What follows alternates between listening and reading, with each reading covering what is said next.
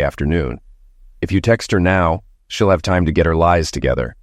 His voice tinged with anger, and I remembered his wife, Tracy, had left him for her boss. If we go now, you'll catch her in person with proof. He grinned as he looked at Maeve's profile. It was a little over 3 hours home. We discussed our options, preparing Mae for our arrival, following her to her dates, and catching her daddy. The most serious topic was the inevitable divorce. Frank's experience with divorce law was painful, but it would help me.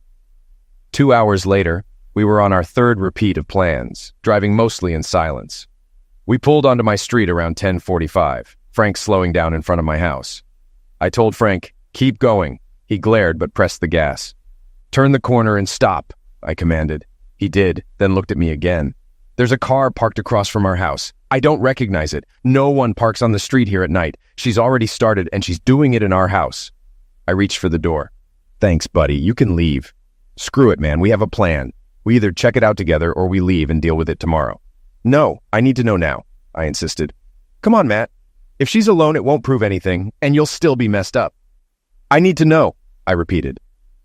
"Okay, plan B," he said, driving to the alley behind my house. Frank spoke forcefully. "Whether she's alone or not, we look around, then go to my place. My divorce taught me to think hard before reacting." He added, "Figuratively speaking," remembering my rifle in the truck. Of course, I thought. Frank parked, and we walked silently towards my house, staying in the shadows. I lifted the alley gate lever, hoping Maeve forgot to lock it after taking out the trash. She had. We slipped inside. Our bedroom was in the back corner of the house. We saw a faint light behind the curtains. Moving quietly to avoid the leaves, we reached the larger window. I tried to peek inside, but the curtain blocked the view. Frank shook his head. I moved closer and saw a gap in the curtain. Peeking through, I saw Maeve and an older man on the bed. I almost smashed the window but remembered my Leatherman tool. I reached for it but felt Frank's hand stopping me. He signaled for silence and pulled me away. I resisted but eventually fell back. Frank threw his hands up, walked to the gate, and I followed. We walked to his truck. I glanced at the lockbox under the vinyl upholstery, knowing it held rifles, a .357 Magnum, and bear spray. Frank ignored my plea and said, "We've been here too long." He started the engine and drove out of the alley. He pulled into an empty grocery store parking lot a few blocks away. The store had closed and only employees' cars were there. "Why don't I go in there and kick some rear?" I asked, needing Frank's logical voice again. "Because you'd end up in jail," he said. "It's not his fault. Maeve invited him. He probably doesn't even know she's married." "I need to proceed cold and cautiously if I want to get out of this marriage to my best advantage," I repeated, echoing Frank's advice. Back at Frank's apartment, he locked all the weapons and bear spray in his weapon cabinet, forbidding me from touching them while I was still in shock. We sat at the kitchen counter and Frank poured us tequila shots, silently toasting to the messed up world. We followed with Pacifico beers. "She's cheating on you with you," Frank said, pondering the situation. "Maybe she's trying to rekindle the spark from when you first met. I wasn't 55 then, and our bed hasn't gone cold. Maybe she loves you and only wants more of you. Maybe daddy is how she explains it." I shook my head, dismissing the idea. Frank continued, suggesting opening up the relationship to control the situation. I gave him a look that said, "Not happening," and asked for another pour. We overslept Friday morning but resumed our plans. Frank drove me to a car rental agency where I got an unassuming sedan. Then I went to a bank Maeve and I didn't use and opened a checking account with money from our trip. I transferred half of our savings and 20% of our checking to the new account. The banker, Jim, reminded me to leave enough money in our joint account for mortgage, car loans, and credit card payments to protect my credit. He helped me set up the bank's app on my phone. Next, I went to a T-Mobile store and bought a dual SIM phone with a top-of-the-line camera. I didn't change our family account to avoid alerting Maeve. Frank convinced me to use our time until Monday to my advantage, despite wanting to confront her immediately. "Sir, is everything okay?" I blinked and realized I was still at the T-Mobile table. The employee was explaining how to switch between SIM cards, and I had been lost in dark thoughts. "Sorry," I said. "I banged my knee yesterday and it's causing sharp pain." "Oh, that doesn't sound good," she said skeptically. "I hope you feel better soon." She continued her explanation and I left the store, limping. Frank and I met at Starbucks and discussed the next phase of our plan over coffee. We then headed back to my neighborhood. We left Frank's noticeable truck in the same supermarket lot as last night, now filled with cars. Frank drove us in my rental to my house. This time my car was in the garage, but Maeve's car and the red Hyundai Accent were gone. We reached the alley and I jumped out and entered through the back gate, which Maeve still hadn't locked. I thought about reminding her to lock it, but then I realized I was lucky she didn't. Entering through the front door might alert neighbors, so I stuck to the plan. Frank took up his position in the supermarket parking lot. We usually got home via Tompkins Parkway and 3rd Street, keeping an eye on the house. I felt a bit paranoid since Maeve was supposed to be at work, but caution was key. I unlocked the back door and entered the utility room. Using a pole, I lowered the attic ladder. As I poked my head through the hatch, the walkie-talkie on my belt beeped twice. Frank signaled that he was in position. He would beep every 10 minutes as a countdown. I jammed the transmit button briefly to confirm our connection. Attic was too generous a term for the cramped storage space under the eaves. I had to crouch to move around. Luckily, the luggage I needed was just a few feet from the trapdoor. I grabbed a canvas gear bag and an old backpack-style briefcase. I avoided taking my preferred bags from downstairs to leave as little trace as possible. I closed up the attic, checking for any prints or marks. Next, I went to the alcove in the living room we used as a home office. I took my passport, social security card, will, birth certificate, and marriage license from the small safe, placing them in the briefcase. There was also $2,000 in cash. I took half. The safe also held gold coins worth about $5,000, but I only took the purchase receipt to avoid raising suspicion. Frank's double beep signaled I'd been inside for 10 minutes. I moved to the bedroom and grabbed black slacks, 2 dress shirts, 2 ties, dress socks, and black loafers, just enough for Maeve not to notice. The hard part was setting up surveillance. At Starbucks, Frank and I had figured out the new phone's time-lapse function. We didn't need sound. Visuals were enough. I hid the phone on a cabinet, peering between my hats, ensuring it captured 80% of the bed. I also adjusted the curtains for better peeking next time, despite Frank's advice against it. Another 10-minute warning from Frank came just as I finished. I moved to the living room. We had taken a trail camera from the cabin. I mounted it on a tall bookshelf to cover the sitting area. It had a motion sensor, a charged battery, and an empty SD card for the 3-day weekend. The bedroom phone would upload photos to my cloud every 6 hours. I left the house with 2 minutes to spare and received Frank's last signal. I joined him in the parking lot, keeping an eye on the corner of 3rd Street and Tompkins Parkway. Next, we went through the KFC drive-thru and sat at Frank's table with food and papers scattered around. We each had notebooks with to-do lists, resembling a hostile takeover planning session. I wasn't hungry, but nibbled on chicken tenders and fries. More interested in the Jack Daniels Frank added to my cola. "Okay, you should text her," Frank said. "Gotta keep things normal." Maeve knew the cell signal in the mountains was bad, and relied on it to avoid awkward calls from me. Our standard practice was to send a text just in case. I found a signal while hiking and managed to send the message. I stared at the screen. "What do I say?" "Give me that," Frank said, taking the phone. "Just say what you always do." He scrolled through our past texts. "Here we go, the usual." He read aloud as he typed, "Hey babe, we got here without any problems. The weather seems good. We'll be out on the trail early in the morning. I'll text again later. XOXO Matt." He hit send and then started dialing another number. "Next call is to the lawyer." Frank said Kelly DeWitt had helped him in his divorce and would be good for me too. He introduced me to her, then handed me the phone. "Hello?" "Matt," a pleasant voice said. "Frank didn't tell me your last name." "Karis, but call me Matt," I said. "Okay, Matt." "I understand this happened unexpectedly and pretty ugly," she said. "Yeah, pretty damn ugly. Excuse my language," I replied. She laughed. "Don't worry. If you can't vent to your lawyer, who can you vent to?" she said. I relaxed a bit. "So, are you my lawyer? Do I need one?" I asked. "Let's start with the second question. This is about infidelity, right? Are you willing to forgive it and try counseling?" she inquired. "Hell no," I responded. "Good. Are you willing to use the court's online system to file on your own?" she asked. "That's for no-fault cases, right? I can't file for infidelity there," I replied. "Correct. If you want infidelity to affect alimony and such, you need an attorney," she explained. "Can you represent me? Frank says you did right by him," I said. "Did he tell you the cost?" she asked. "He did," I confirmed. "Our prices have gone up a bit, but I'll charge you the same as Frank." "Sound fair?" she proposed. "Yes. When can we meet?" I asked. "I can fit you in Monday morning," she offered. I covered the phone and whispered to Frank, "She wants to start right away because the case is interesting." He grinned. "I told you." "Miss DeWitt, that works for me. Should I bring my proof?" I asked. "Do you already have proof? I take it you just discovered the deception?" she queried. "Yes, we took screenshots of her profile and saw her with a guy last night. I also installed a camera in my bedroom to catch any other activity over the weekend," I explained. "So she advertised online for partners. Interesting," she noted.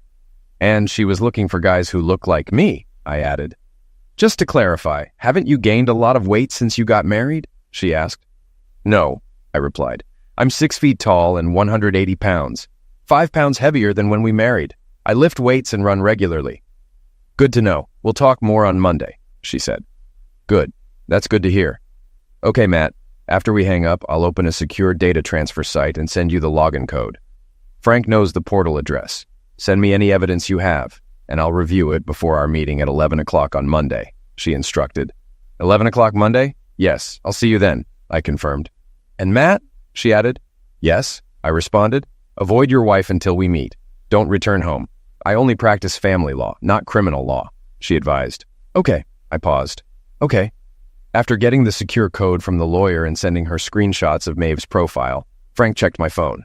My wife responded quickly. "Miss you, but hope you're having fun. Happy hunting. Love you, Maeve." Frank typed a message to Maeve saying we hadn't gotten a deer yet and were about to crash for the night. He then put the phone in his safe, explaining it would act like a Faraday cage. "I'll press send, but the signal will be blocked. Then I'll turn off the power. When you turn it back on later, it'll look like the message was delayed by a bad signal." "You read too many spy novels," I said, but I was grateful. Frank then shared his divorce experience, detailing how he had to cover the mortgage and pay spousal support for his ex-wife, even though she was still seeing another man. I hoped Maeve's infidelity would spare me from such a fate. We applied Frank's knowledge. I closed investment accounts and changed the passwords for all of Maeve's lodgings. I updated contact info on all accounts to my new phone and email. I canceled joint credit cards, except for the one Maeve used for daily expenses, which I lowered the limit on. As the 6-hour mark approached, it was time to check the first data dump to my cloud account. I nearly lost my KFC when I saw my wife's activities. I had programmed the phone to take 6 pictures every 30 seconds, every 15 minutes. The first set showed an empty bed, now made with different pillowcases. Out of 11 picture sets, 6 were blank, and 5 showed her with 2 other lovers. "I need to get out of here," I moaned, swallowing bile. "Yeah," Frank agreed. "Come on, I'll buy you a drink." "No, I need to be alone," I said. "I don't think that's a good idea, Matt," Frank said. "Damn it, Frank, I need to throw up. I need to cry. I need to be alone," I insisted. "I understand, but getting caught driving drunk or getting into trouble won't help," Frank advised. I assured him I'd avoid bars and home.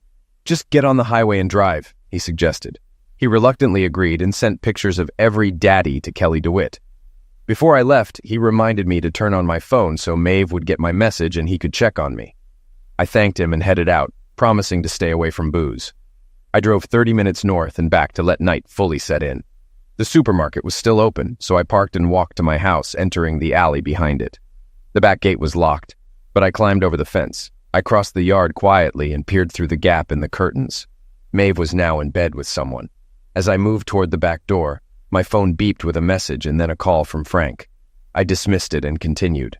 Suddenly I heard, "I see you, idiot," from the darkness. It was Frank standing in the bed of his truck. "Get over here or I'll start honking," he warned. I crept to the fence, making more noise than I liked. I didn't want the neighbors calling emergency. "What the hell?" I hissed. "She's in there with some toy soldier. I'm going to teach him some manners," Frank declared. "Get out of here or I'll call the police myself," I threatened. I climbed over the fence into his truck bed. We drove quietly away and stopped at a bar on Tompkins Parkway, 2 blocks from the supermarket. We sat in a back booth and Frank made me drink a shot of Jim Beam and take a long sip of Bud before letting me talk. "I've had enough. She's turned my house into a strumpet house. I'll never sleep there again, but I'll be damned if I let this disrespect continue," I vented. "Okay then, let's stop it," Frank said, catching me off guard. "What?" I asked. "Give me your phone." He took it, went to my contacts, and called Maeve. He put it on speaker. After 5 rings, she picked up, gasping. "Matt, why are you— what a nice surprise. You must really miss me," Maeve said. "Hi, Maeve. It's Frank," Frank responded. "Frank? Why are you calling? Is Matt okay? She asked, concerned. He's had a little accident. It's not too serious, but I might take him down the mountain tonight. Just wanted to let you know, Frank explained. Oh my God, what happened? Can I talk to him? Maeve asked, panicking. Calm down, it's not that bad. He fell and hit his head on a tree branch and is sleeping with an ice pack. If he acts weird, I'll take him to the hospital, Frank assured her. Do I need to come? She asked. No, like I said. Frank ran his thumb over the microphone and dropped the phone under the table. So there's no reason. Frank, I didn't hear that last part, Maeve said, confused. Frank stroked the microphone once more. Lie? 1 bar now, Morrow. Then he cut the call off. Okay, Frank said. We've stopped it. I laughed for the first time in 24 hours. After hanging up, I needed to know if the prank worked. Frank was sure Maeve would throw out the soldier and cancel her dates if she thought I was hurt. As we walked from the bar to my house, Frank mentioned that Maeve likely made her visitors park outside the supermarket to avoid suspicion. How considerate of her, I grinned. Shh, I think that's him, Frank said. Ahead, a man in an army uniform was walking toward us. Frank positioned himself between us. Good evening, Frank addressed the soldier, who grunted in response. Frank stopped and turned, making the soldier halt and face us. He looks like you when you were younger, Frank said to me. The soldier furrowed his eyebrows. Then his eyes widened as he looked between us. Young daddy, meet your real husband, Frank said. You like married women, don't you? I growled. Frank took a step in front of me. Down, boy, he said, clearly for the soldier to hear. Didn't you notice any pictures that looked like an older brother when you were at that married woman's house? Frank asked. Now I saw his anger. My buddy had been calm, but facing this situation, his own pain surfaced. She said she's divorced, the guy stammered. Not yet, but soon, I growled. Oh, crap. He started to run. I knew I could catch him, but Frank stepped in front of me. No, man, no. For the second time in 2 days, I almost pushed my best friend aside, but then I saw the misery on his face. I lost Tracy to a cheater. I don't want to lose you too. I relaxed, but still wanted to go after the soldier. You've already lost the main battle, kid. If you attack him, you'll win a small one, but lose the war. It'll just make you look like a fool and could land you in jail. I slumped. Maybe I'll punch him up later, I said. In 6 months, after we give you an alibi. Frank grinned. We sat in my rental car in the store parking lot. Maeve had kicked the soldier out, and Frank believed we had stopped her cheating. Frank was tired of my obsession, but agreed to give me an hour. We spent half at the bar, sipping beers, then returned to the car. A Nissan Sentra with out-of-state plates pulled in, and a guy got out. He read the street signs under the streetlight. He looked like me. A cousin, perhaps. He headed up 3rd Street, and I ran up 2nd, planning to circle back to my house. Frank followed him to prevent me from confronting him. I waited at the corner of Maple and 3rd. The guy checked the house number, then walked to our front door. I hid behind a tree, watching. He rang the doorbell, and Maeve partially opened the door. I couldn't see her, but heard her voice. Too quiet to understand. The door closed after a few seconds, and he knocked loudly. Maeve opened it on the security chain and said, I'm sorry, but it's off now. Please leave before I call the police. The door slammed, and I heard the deadbolt click. The guy stood there, realizing he had traveled far for nothing. What the hell? Hey, cow! He cut his rant short when the porch light next door came on. As the door opened, he spun and walked quickly to the sidewalk. Curious retirees saved me from being seen. I stayed hidden while old Virgil Leonard looked out and saw the man walking away. Once it was clear, I hurried down 3rd Street, resisting the urge to knock on my front door. Frank waited for me around the corner of Elm, and we headed back to Tompkins. In the supermarket parking lot, we heard tires squealing as someone sped away. Anger and driving don't mix, Frank said. Very dangerous, I agreed. Saturday morning, after a restless sleep in Frank's guest room, I reviewed the camera footage from the night before. Maeve had been restless too. With nothing new, I prepared photos of Maeve's encounters to send to my attorney. Should I include the video I took through the window? I asked Frank. Hell no, he replied. What you got from the other camera is enough. Let's not mention going into the house. Think that toy soldier freaked out? I asked. Sending the pictures? Frank grinned. Probably. Then he frowned. I hope he stops showing off before he meets a husband with an unlocked weapon. Thanks for ruining my mood. Let's send Kelly her alarm call. That should cheer you up. Turning on my phone, I saw a dozen messages and missed calls from Maeve. I called her. Hey babe, it's Matt. Sorry Frank scared you. I'm fine now. I'll stay as planned and see you Monday night. Love you. I hit send and the phone rang. It was Kelly. Hey Kelly, didn't expect to hear from you on a Saturday morning. Hey Matt, I saw your new package on the website. I covered the microphone and asked Frank, should I tell her? He nodded. Kelly, I'm putting you on speaker so Frank can explain why Maeve's night ended quietly. Good morning, Kelly, Frank said. Good morning, Frank. What have you been up to? Did I influence you badly with my barbs to Tracy? Frank explained the prank call in text messages, but left out sneaking behind the house or confronting the soldier. I like that, she said when he finished. Are you sure she's canceled the other dates? Wait, she just responded to my last text, I said. Screw the deer. Come home. I need you. I love you. Please come home now. Told you, Frank said. Told him what? Kelly asked. That she really loves him despite all this. Kelly, have you encountered nymphomaniacs in your practice? People with serious mental disorders? She paused.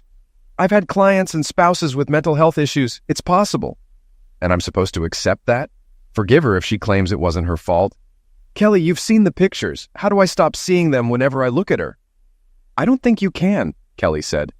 If she is diagnosed with a disorder, it will affect the divorce terms. But no judge will deny you a divorce after she planned all this.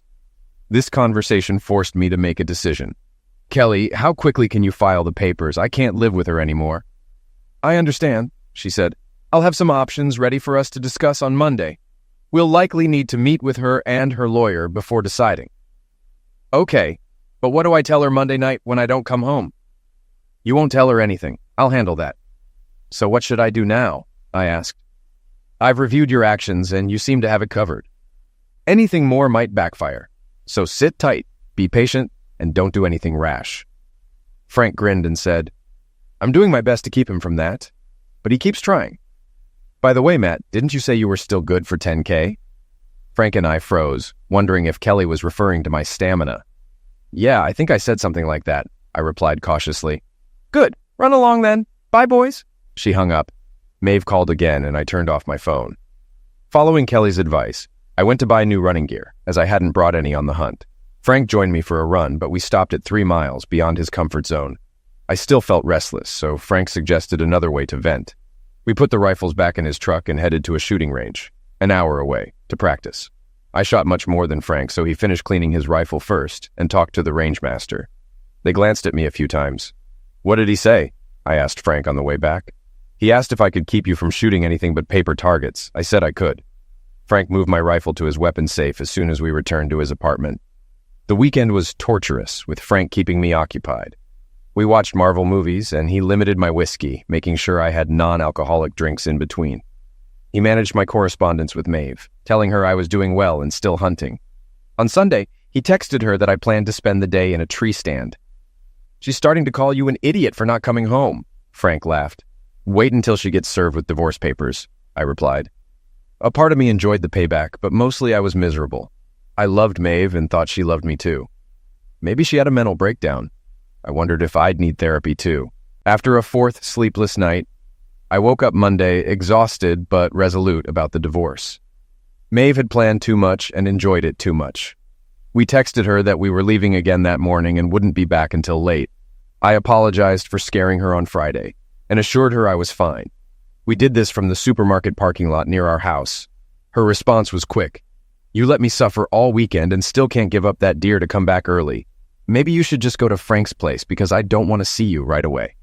I had to smile at the irony of her suggesting what I had been planning all along. 15 minutes later, I saw her car heading down 3rd Street and turning right onto Tompkins, her usual route to work. I parked in the alley behind our house, not trying to be completely undercover, but avoiding the front to prevent any neighborly curiosity. Once the coast was clear, I climbed the fence and entered through the back door. I retrieved my camera from the living room and my new cell phone from the bedroom. Then I grabbed a suitcase from the 2nd bedroom, which served as a pantry and closet, but was supposed to be a nursery someday. That plan was now shattered, and my heart ached even more. I filled the suitcase with more clothes, gold coins from the safe, and my laptop. I figured she would hear the bad news from Kelly before realizing I had been in the house. Back at Frank's, I pulled the SD card from the camera and plugged it into the computer. Exhausted, I brushed my teeth and collapsed fully dressed onto the bed until Frank called to tell me the videotaping was over. In the living room, Frank was making breakfast sandwiches in the microwave, and coffee was brewing. "Ah, the bachelor life. Check out the rest of the camera footage," he said. "It'll make you feel better." My laptop was on the coffee table with a shot of whiskey next to it. 9 o'clock on a Monday morning, and I was already embracing the life of a divorced man. Why not? I downed the shot and braced myself to watch the footage. Frank was right. The video from Friday night to Monday morning was more entertaining and informative than expected. After the soldier left, we saw snippets of Maeve pacing the house, phone in hand, talking or texting, trying to check on me. This continued all night, Saturday and Sunday. She looked increasingly irritated as I brushed off her concerns in favor of hunting. I noticed how Maeve cleaned up, putting back items in the living room that had been missing, mostly pictures of me. Frank sat next to me, eating sausage biscuits and drinking black coffee. "Damn," I said. "She really erased me, didn't she? That guard wasn't lying when he said Maeve filed for divorce." "Wait, go back," Frank said. "Go back to the end of Friday." "What did you see?" I asked, rewinding to an earlier clip. "Look at her hands," he said. Maeve was pacing the living room, texting with both hands. "What?" Then I realized. Oh, no rings. I skipped ahead to around 10:30 Saturday morning. Here they are. She played the role of divorcee to the last. Kelly DeWitt, my attorney, greeted me when I arrived at her office. She was tall, in a well-tailored suit with striking features. I focused on her dark amber eyes as she assessed me. 6 feet, 180 long-distance runner with some muscle. "I guess I can believe the rest of your self-description," she said. Thankfully, she phrased it as a statement. "Have a seat, Matt. I'm sure it's been a rough weekend. How are you?" Kelly asked. "It's been hard. Anything new from Maeve?" I had sent her some of Maeve's messages, including the one asking me not to come home. "This just came in while I was parking." I handed her my phone. "Baby, please ignore my last message. Yes, I'm mad, but I need you home. I'm dying here without you. Please, Maddie," Kelly read aloud. "Okay," Kelly said. "It doesn't seem like your wife did this to get rid of you. I have a feeling once she knows you found out, she won't try it again." "I can't pretend this didn't happen," I said. "No, of course not, but if she explains and promises it won't happen again, could you forgive her?" Kelly asked. Kelly raised her hand to stop my angry response. "I have to ask about reconciliation, Matt. The judge will insist, and I get the feeling you still love her," she continued. "I do, but I don't see how I can. You saw pictures and clips, but you didn't sit through it all," I said. Kelly didn't need to ask what I meant. She simply said, "I understand, but as a family lawyer, I have to see if the family can be saved. Maeve will likely fight to keep you two together. But no, she can't force you into marriage counseling. I'm sure not in this case. Okay, tell me your plan, and let's work out the property and financial details if you want to file quickly," I said. "Since this is for infidelity, do I still have to give her half of everything and pay alimony since my income is double hers?" I asked. Kelly spent the morning answering these questions and more. By 1 p.m., with deli sandwiches delivered, she had sketched out a plan to minimize the damage to my finances and position. It was time to pull the trigger, and I nodded to Kelly. She put my phone on speaker and called Maeve. The call was answered before the first ring ended. "Maddie, where are you? Are you coming home? Are you okay? What the hell are you playing at, idiot? Oh God, baby, I need you. Where are you?" Maeve said frantically. "Mrs. Karras! Mrs. Karras!" Kelly almost yelled to stop Maeve's rant. "What? Who is that? Oh my God!" she screamed. "Where's Matt? What happened to Matt?" "Mrs. Karras," my lawyer said louder. Using my phone to call Maeve wasn't the best plan, but we feared she'd ignore any other call. "Mr. Karras, Matthias is fine. He wasn't hurt at all. He's fine," Kelly assured her. "But Frank said, 'Who are you, and why are you calling on Matt's phone?'" Maeve asked, confused. "Mr. Karras gave me his phone to ensure you'd answer. I assure you he's fine. Mr. Spinner's reports were a hoax. I apologize for the fear they caused," Kelly explained. Kelly stuck her tongue out at me. "A prank? What's going on? Who are you, and why are you calling my cell phone, Matt?" Maeve demanded. "Mrs. Karras, I'm using Mr. Karras's phone with his permission, and this call is being recorded. Do you mind?" Kelly said as Maeve's voice trailed off, still angry and puzzled. "Why is it being recorded? Who are you?" Maeve asked. "My name is Kelly DeWitt, an attorney with Green Family Law in Springville. Your husband, Matthias Karras, has hired me to represent him in the dissolution of your marriage," Kelly stated. "The dissolution?" Maeve repeated, stunned. "Yes, Mr. Karras wants the dissolution to be quick and private," Kelly confirmed. "A sordid affair?" I imagined Maeve stunned, able only to repeat Kelly's words. Yes, Mrs. Karras. Normally we'd serve you with divorce papers, but Mr. Karras hopes to reach an agreement outside of court. Please contact your attorney as soon as possible, Kelly instructed. Attorney? Maeve echoed. Yes. Do you have a pen and paper? I'll give you my contact information, Kelly offered. No, I don't, Maeve replied. I'll send you a message with my contact information. After that, the phone will stop working, and you won't be able to contact Mr. Karras through it, Kelly explained. But I need to talk to Matt.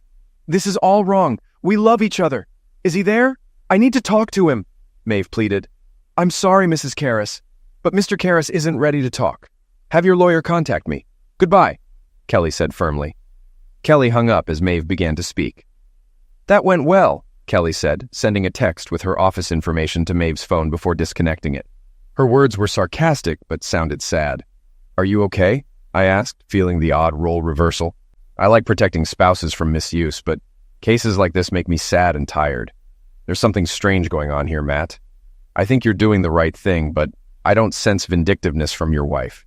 For whatever reason, maybe an uncontrollable dependence, she's blown up her life.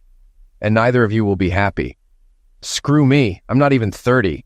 Have I already seen the last happy day of my life? Kelly shook her head vigorously. No, it sucks now, but it's not the end. We'll connect you with a therapist. If you take counseling seriously, you'll recover faster. Frank waited too long for counseling, and it cost him unnecessary pain. Don't make the same mistake.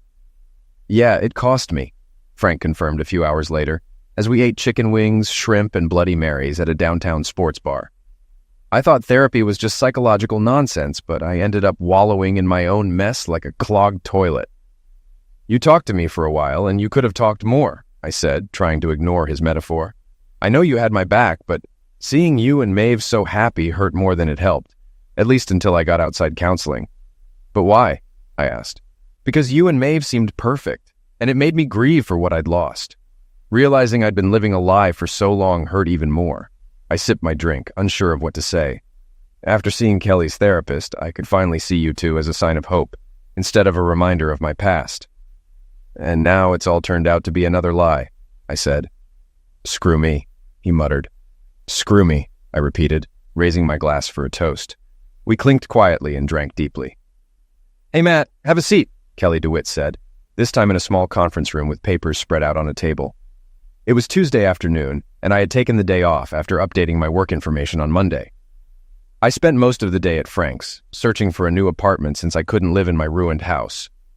I ran 5 miles in the morning and another 3 before meeting Kelly, hoping the endorphins would help me stay calm. Kelly had talked to Maeve that morning, and she said I needed to hear what Maeve had to say in person. When the receptionist led me to the conference room, I half expected to see Maeve and her lawyer waiting. Kelly laughed lightly, waving me into the empty room. No, just us. We needed space to work. As I sat down, she added, Maeve wanted to be here to explain, but if this were a TV show, it would be a classic showdown. Glad it's not television, I said. Kelly gave me a wicked grin. As I thought about our meeting the day before, I realized I was glad she wasn't like Maeve at all. I think you'll be surprised, Kelly said, but it would be better if you heard it from Maeve. Stop escalating the situation, I said. Hear what? That she did it all for you, Kelly replied. I'm sure she got more than she expected, I said, shocked. What the hell? I barely stopped the profanity. The smirk disappeared from Kelly's face, and she placed her hand on mine as they clenched into fists on the table. She claimed I was some kind of willing, betrayed man, I added. My voice rose, and I started to stand, but Kelly grabbed my wrist. No. Oh, God, Matt, no, I'm sorry. I didn't think you'd take it that way. I'm really sorry, Kelly said, trying to calm me. I relaxed slightly and stared at her. Maeve didn't say that. She's very upset that you've found out and left her. Left her? I hadn't thought of it that way, but yes, I admitted. Then what did you mean by, she did it all for me? I asked. The baby, Kelly said quietly. It hit me. We'd been trying to have a baby for 11 months. She found someone like me to get her pregnant since I hadn't succeeded yet. She wanted a baby desperately, and I hadn't realized she was willing to go to such extreme measures. She was doing this to get pregnant? I asked, seeking confirmation. Yes, Kelly replied, pushing some pages toward me. It was a lab report from 3 months ago, ordered by Maeve's gynecologist. It took me a moment to realize that Dr. Wellborn had provided 2 samples from patient 25473, both with low counts. "Am I patient 25473? I asked. Kelly nodded. "But how did she get the samples?" I asked, seeing Kelly's embarrassment for the first time. "She secretly took samples for analysis when you couldn't get her pregnant after 6 months, Kelly explained. "Instead of talking to me, she found guys who looked like me and accepted their donations the old-fashioned way," Kelly continued. "She said your insurance didn't cover art, which is expensive, and you'd already used your savings to buy the house." I leaned forward, my forehead on the desk. "That means I won't have to pay child support if her plan works, right?" Kelly looked even sadder. "You'll still need to get tested since you're low, but not zero." "Why not? What's wrong?" I asked. "Maeve realized she was exposed and you're threatening divorce, so she went to her OBGYN for the morning after pill," Kelly said. "But today isn't the morning after. She was with her first guy Thursday night," I said, confused. "Dr. Wellborn confirmed it. Maeve asked her to call me," Kelly explained. Maeve had gone to extreme lengths to conceive, but now, knowing I wouldn't raise someone else's child, she was erasing the mistake. It was all so sad. Then I realized another detail. She did this just before my hunting trip. She was preparing to get pregnant and would have been with me on Monday to reinforce the idea. "God knows what diseases she picked up," I said. Kelly held my hand reassuringly. "STDs are a concern, but Maeve was thinking about that too when she made the appointment." "Matt, after our meeting yesterday, I reviewed the security footage and noticed something strange at the beginning of her visits. She'd often look at the smartphones of her visitors." "She did this a month ago too," Kelly said. "Oh crap," I muttered. "What?" Kelly asked. "She did it a month ago too. I still have to take the test," I said. "Uh-huh." She admitted it was the first and only time. When that didn't work, she tried again during your hunting trip. She planned to return to Fidelity afterward, Kelly explained. "I thought we agreed we wanted at least 2 or 3 children," I said, shaking off the heartbreaking thoughts. "Did you say something about the camera footage and STDs?" "Yes. Did you notice how she often checked her visitors' smartphones shortly after they arrived?" Kelly asked. "Yes, I figured she was checking their invites," I replied. "She was checking their current STI and HIV test results," Kelly clarified. Disbelief showed on my face. "They get tested regularly?" "Yeah, they do," Kelly continued. "So what?" I asked Frank later over pizza and beer. "Do you get tested regularly and carry the results?" "Actually, yes, I do. I always use protection and I carry the labs with me. If I start dating again, I'll probably have to do that nonsense too," Frank said. "When you start dating again," he emphasized. "But yeah, I'd recommend it. Man, I gotta say," he continued, "I'm surprised Maeve's lawyer let her spill so many details early in the negotiations." "She doesn't have a lawyer yet. Kelly found her outside her office this morning and insisted on talking. Kelly advised her to get a lawyer, but Maeve was convinced that once I knew the truth, I'd call off the divorce." "And how did that work out?" he asked wryly. Kelly said Maeve believed her plan made so much sense that I would come home tonight. Frank handed me another beer as we sat in his apartment. I planned to stay there until deciding if I could live in the same town as Maeve, let alone the same house. A week and a half later, I was back in the conference room at Green Family Law.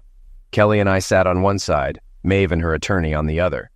"Mr. Karras, Miss DeWitt," said the balding lawyer, "we have 2 problems. First, Mrs. Karras wants to stay married.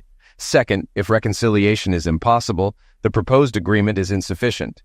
It suggests a 50/50th division of property, but doesn't include all marital assets, and the proposed spousal support is too low and short-lived." Kelly tapped my foot under the table, signaling, "I told you so." I acknowledged it faintly. "Mr. Philpott," Kelly interjected, "Mr. Karras has agreed to pay 60% of your fees as part of the assets. This shows remarkable fairness for a man who has been wronged. The judge will take note of this if we can't resolve these issues here." I wanted the case over with and for Maeve to be treated fairly, not to get half of everything but to avoid living in a disadvantaged area or moving in with her parents. She refused to get a lawyer, thinking we shouldn't divorce. With her salary, she could only afford a subpar lawyer. So I asked Kelly to find someone decent for her. "And," Kelly continued, "what about my client's quality of life? You've seen the evidence, Mr. Philpott. Imagine what he goes through every night with those images in his head." It was dramatic, but Kelly wasn't exaggerating. I struggled with therapy, although Kelly and Frank assured me it would help. Ironically, the psychiatrist's consultation was covered by my health plan, unlike Art, which could have prevented all this. I'm so sorry, Maddie, so sorry, Maeve sobbed. Philpott squeezed her hand again. Miss DeWitt, Philpott said, while I sympathize with Mr. Karras, our state's laws don't consider these matters in dividing marital property or awarding spousal support. Mr. Philpott, Kelly snapped, if your client doesn't agree to the negotiated offer, we won't file it. If we go to court, she placed her hand on a thicker pile of papers, this petition will be filed on the grounds of your client's infidelity. The settlement terms here are much less generous. I saw his hand tremble as he wanted to open the package, but held back. Okay, I'd gotten Maeve fair representation. While making this case public would embarrass Mr. Karras, it would be even worse for Mrs. Karras, especially since we will subpoena the names of all participants in her affairs and conduct a paternity test on the child she tried to conceive with them. Maeve gasped, then made a sound of deep sadness. Okay, stop it, shouted an indignant Philpott. There's no need to be so rude, Miss DeWitt. Mrs. Karras took measures to avoid conception despite wanting a child with Mr. Karras, a desire he shared. My baby, our baby, I whispered. Kelly placed her hand on mine and pressed her foot against mine. But it would be ours, Maeve exclaimed. It would be ours, yours and mine. The lawyers agreed to a short break. Kelly took me to her office while Philpott led Maeve outside. As we reconvened, Philpott continued. Mrs. Karras took drastic measures forced by her husband's stubbornness to prevent conception, even though it could have been Mr. Karras's child. Kelly stood firmly, sensing my anger. Her next words were softer, directed at Maeve. We understand Mrs. Karras made a difficult decision and did the right thing under the circumstances. Mr. Karras and I recognize the pain she must be feeling. Kelly then turned back to Philpott.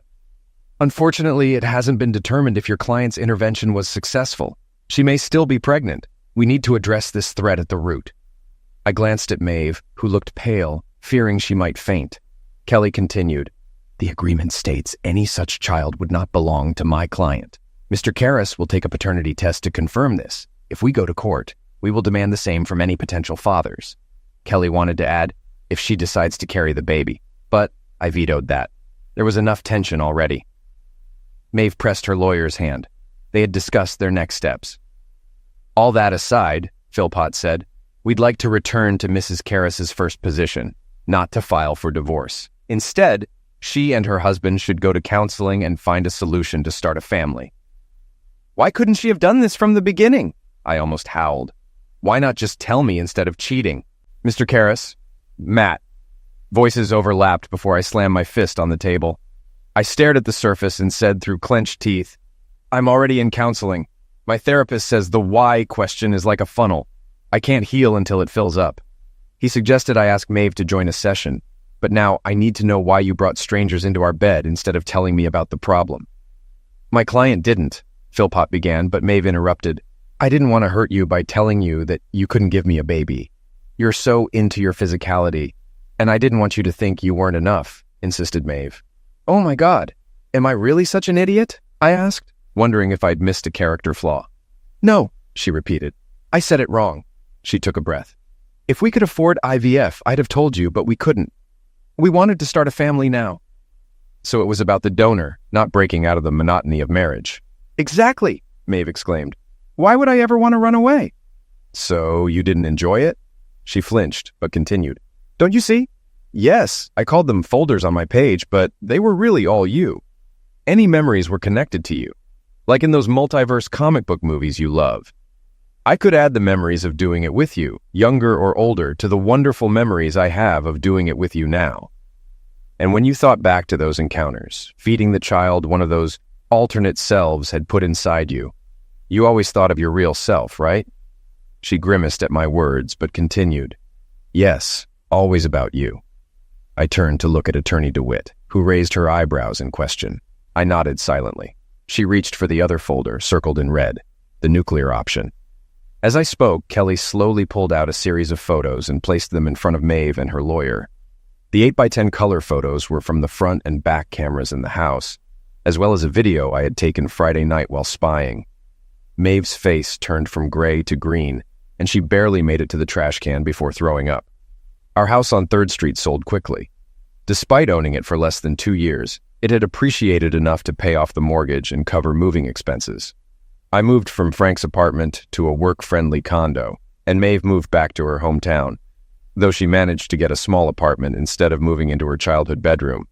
She wasn't pregnant, and she found a decent job that allowed her a reasonable lifestyle. While the child support I paid for 5 months wasn't a huge strain, I was glad she wouldn't be destitute when it stopped after the 6th month. She brought this misfortune on both of us, and her betrayal still haunted me. She was the love of my life, and I knew her remorse and regrets were genuine. Her last letter said she still hoped for reconciliation, but that seemed unlikely. Therapy helped me dump anger and despair, and I no longer saw myself as a huge loser facing decades of dull monotony. As for Tracy, she ended up as a barista at a Starbucks, blaming Frank for her troubles, though there was no evidence to support it.